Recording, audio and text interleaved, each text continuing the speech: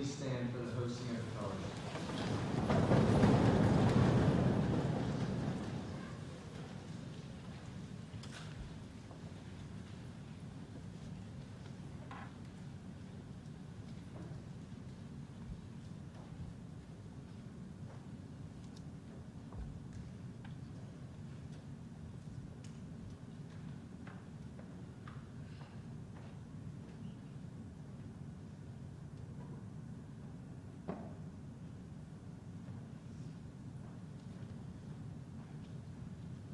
Please join me in the Pledge of Allegiance.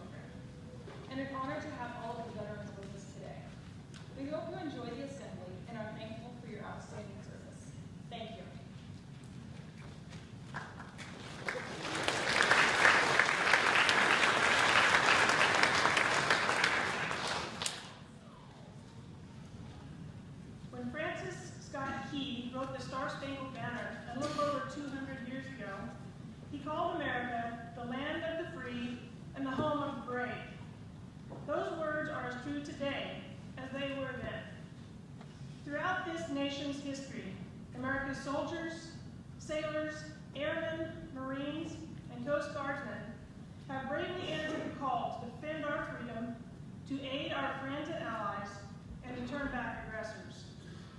We can never fully repay our debt of gratitude to the over 650,000 American service members who died in battle, or the 1.4 million who were wounded. We can, however, recognize and thank the millions of veterans still living today. These words are inscribed on the Korean War Memorial in Washington, D.C. Our country honors her sons and daughters who answered the call to defend a country they never knew and a people they never met. These words apply equally to many of our World War I, World War II, Korean War, Vietnam War, Gulf War, and all conflict veterans since then. They apply to today's active duty service members, tomorrow's veterans, who are helping to maintain peace throughout the world. Today, it is our privilege to say thank you to all of America's veterans. to let them know that we appreciate them for their service and honor them for their sacrifices. The price of freedom is high. We cannot afford to forget those willing to pay for it. So today, we celebrate Americans' veterans for keeping this nation the land of the free and the home of the brave.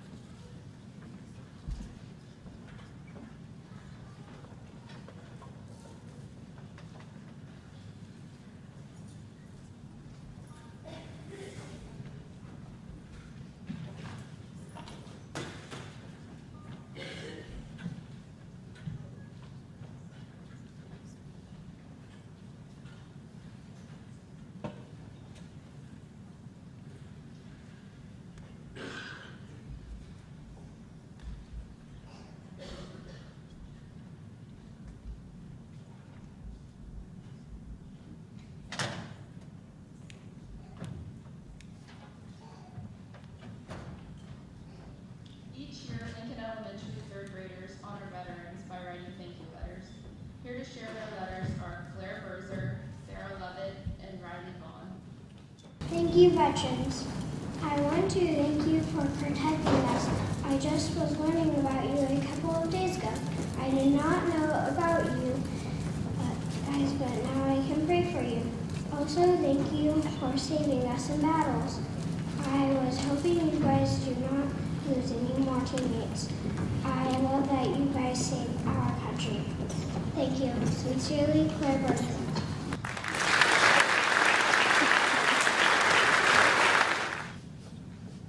Dear veterans, thank you guys and girls for keeping our country very safe.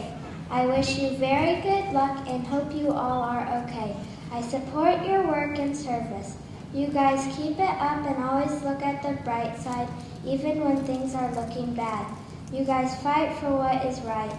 I admire your hard work. I hope you can help others learn to fight for what is right. Sincerely, Sarah Lovett.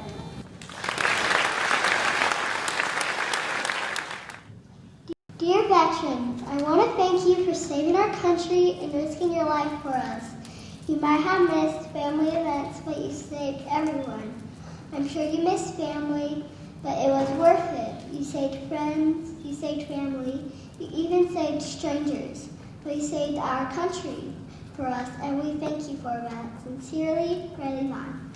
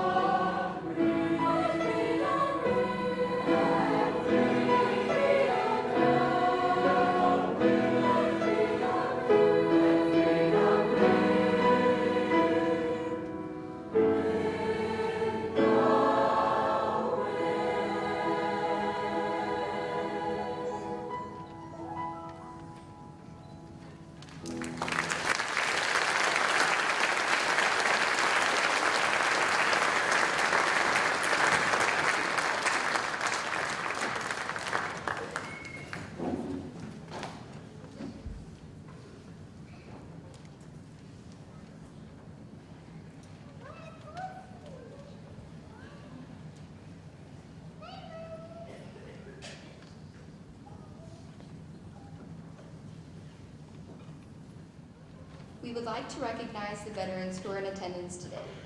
Veterans, please stand when you hear the anthem from your military branch played. The Army.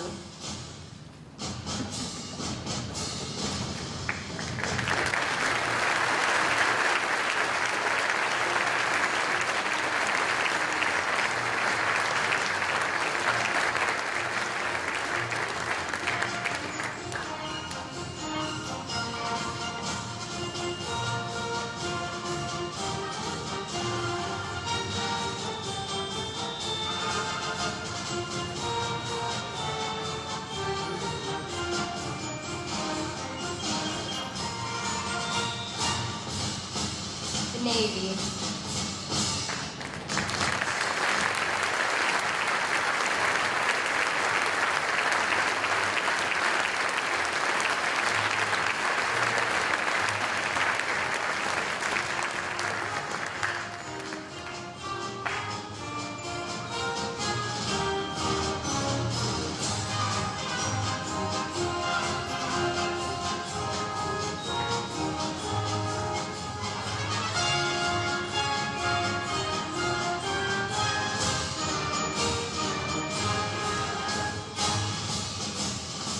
Coast Guard.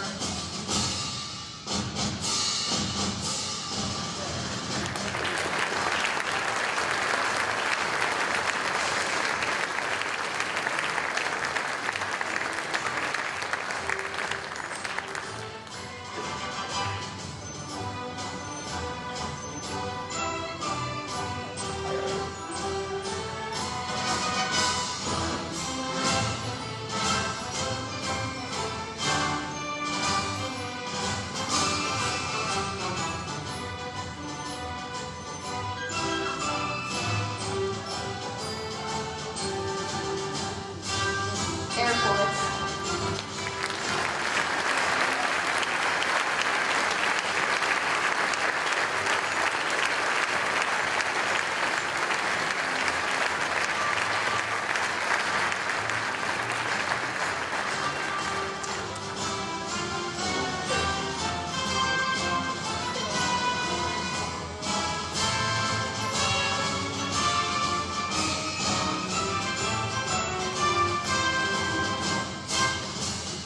The Marine Corps.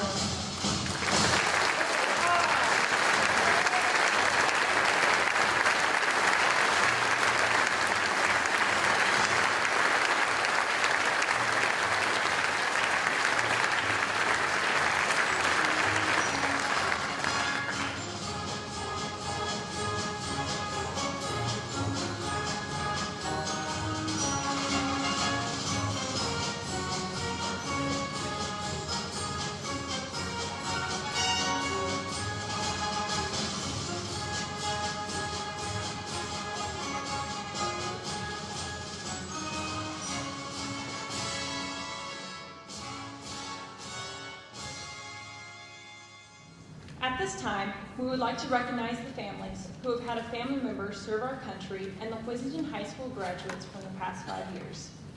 If you have had a family member serve, please stand.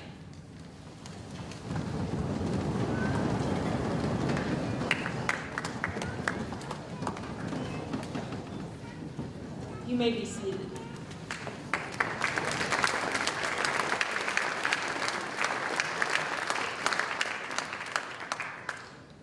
Now we would like to recognize the Hoisman High School graduates from the past 5 years. If you are in attendance today, please stand when your name is called.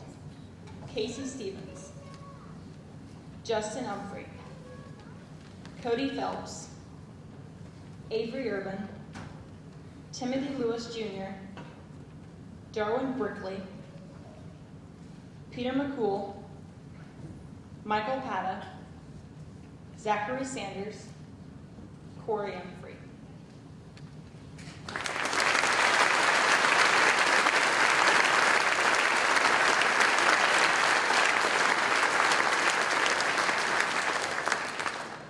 A current high school senior has joined the Marines and plans to leave for basic training in June. Could Brenton Noah please stand?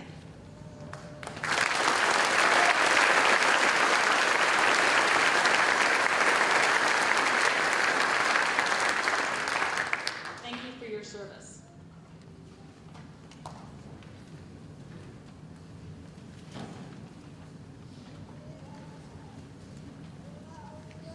Melissa Stevens grew up in the town of Springfield, Illinois. She served in the United States Air Force from 1977 until 1982. While serving her country, Stevens received various military awards, including Strategic Air Command Airman of the Year. Our guest today attended Central Missouri State University after finishing her term in the service. She has worked in law enforcement and corrections for around 7 years. She is a former point-appointed Special Advocates Program Coordinator and has taught criminal justice for 30 years. Stevens is currently in her second year of teaching at Barton Community College. She continues to stay active in military science and ROTC programs. Please help me in welcoming Melissa Stevens.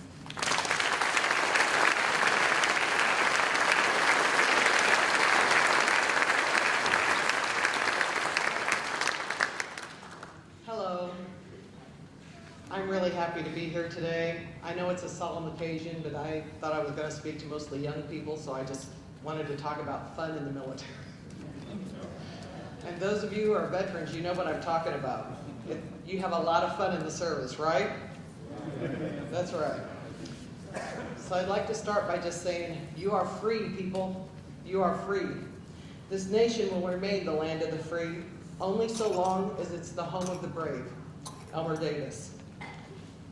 So I'd just like to say that for a young girl from the Midwest, from a very strict Catholic family who wasn't given a lot of opportunities to think outside of the box, when I joined the military, you know, it seems like a whole lifetime ago now, I want you to know that no one could have ever told me how much fun I was going to have.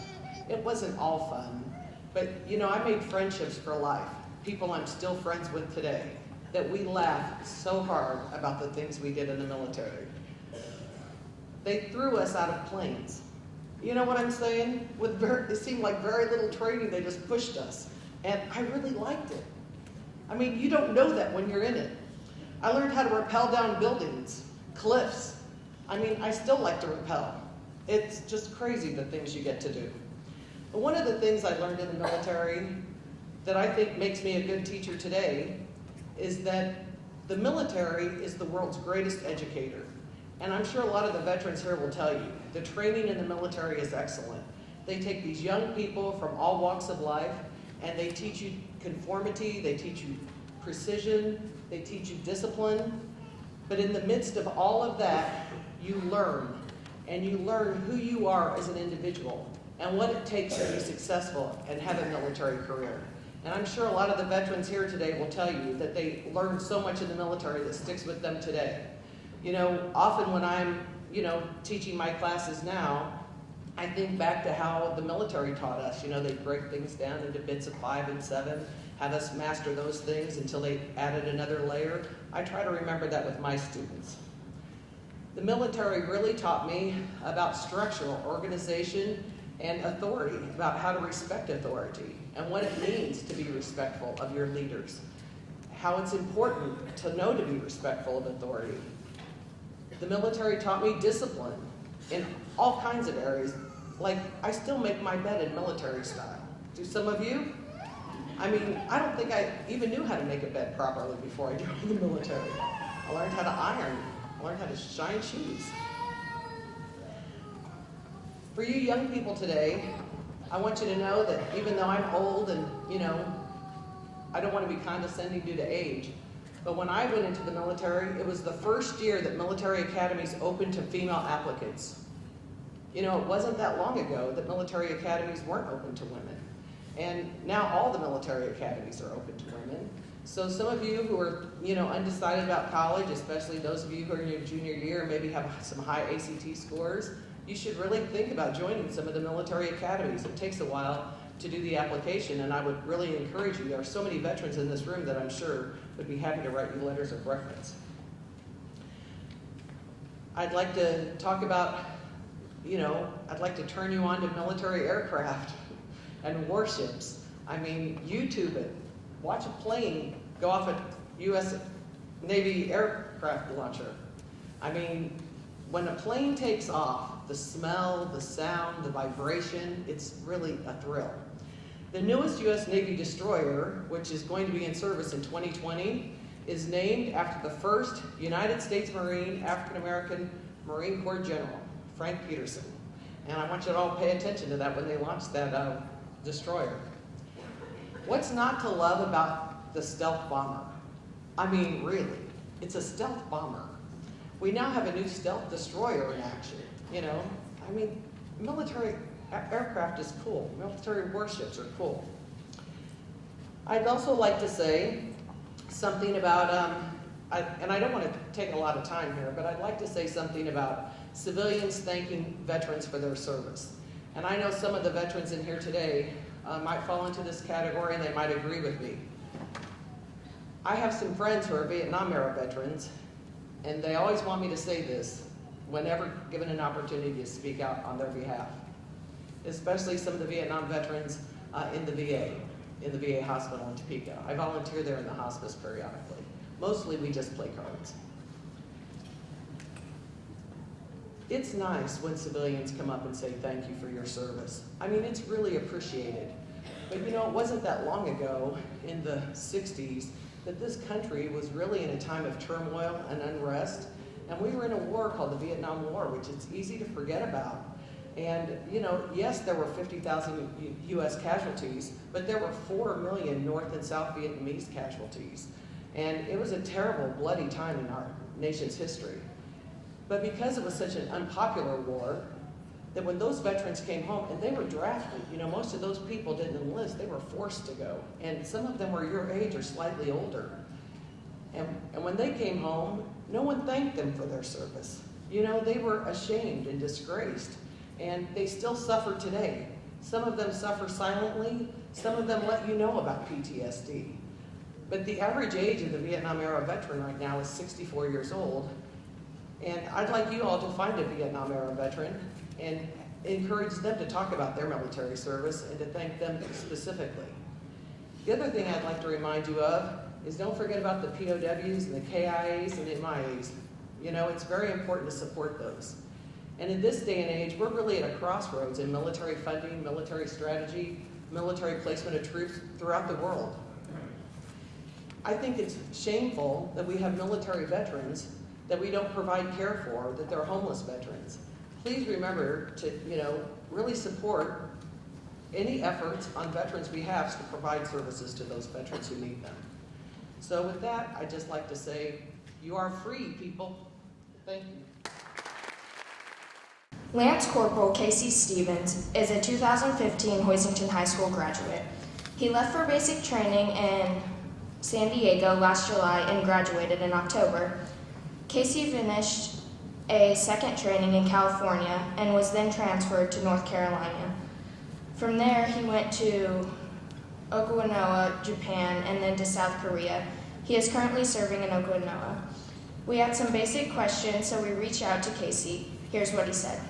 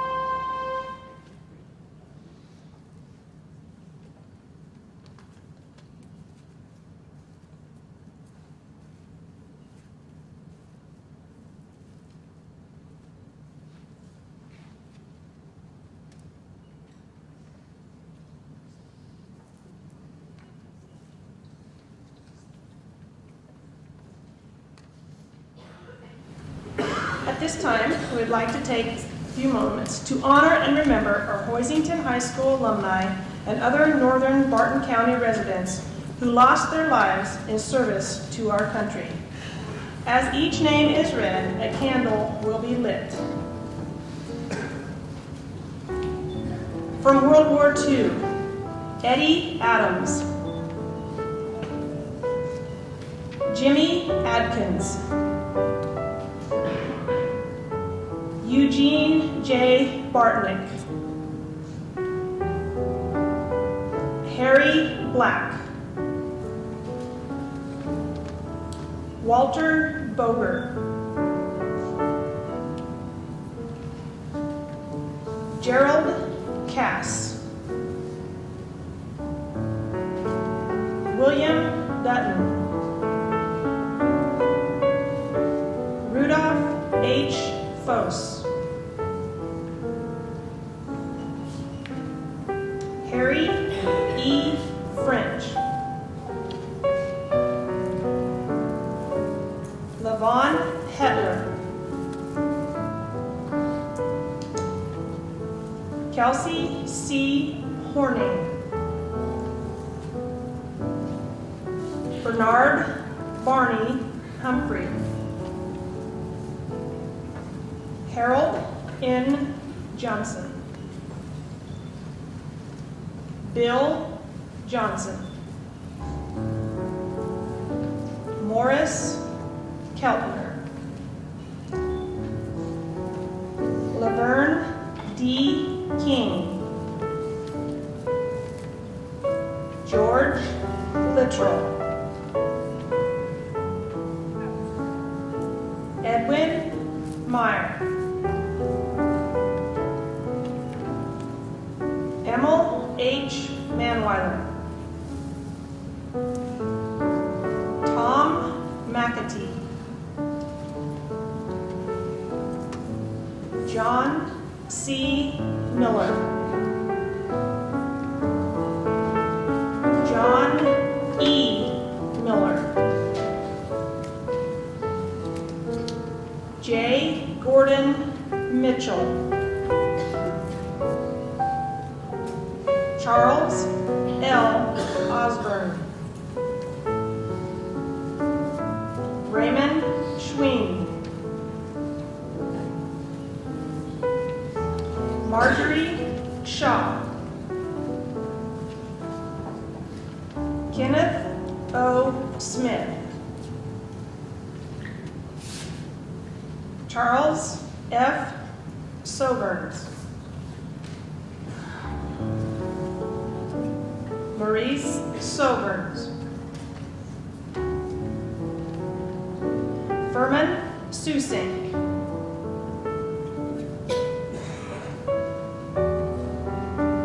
Mervyn E. Seipolt, Tommy A. Torres, Thomas E. Triplett, Vernon E. Weldon. Also from World War II, from rural northern Barton County, Roman Barron, Francis Damel, Edmund Gertzenkorn, Arthur Hegley. From the Korean War, Louis Bohannon, Donald E. Guthrie, Edward J. Schwartz.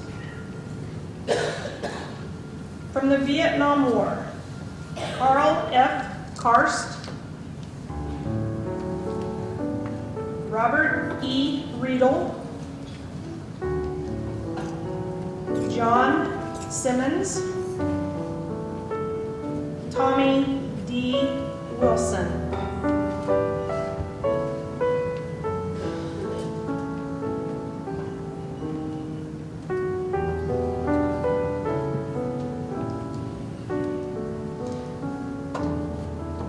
And for the unknown soldier.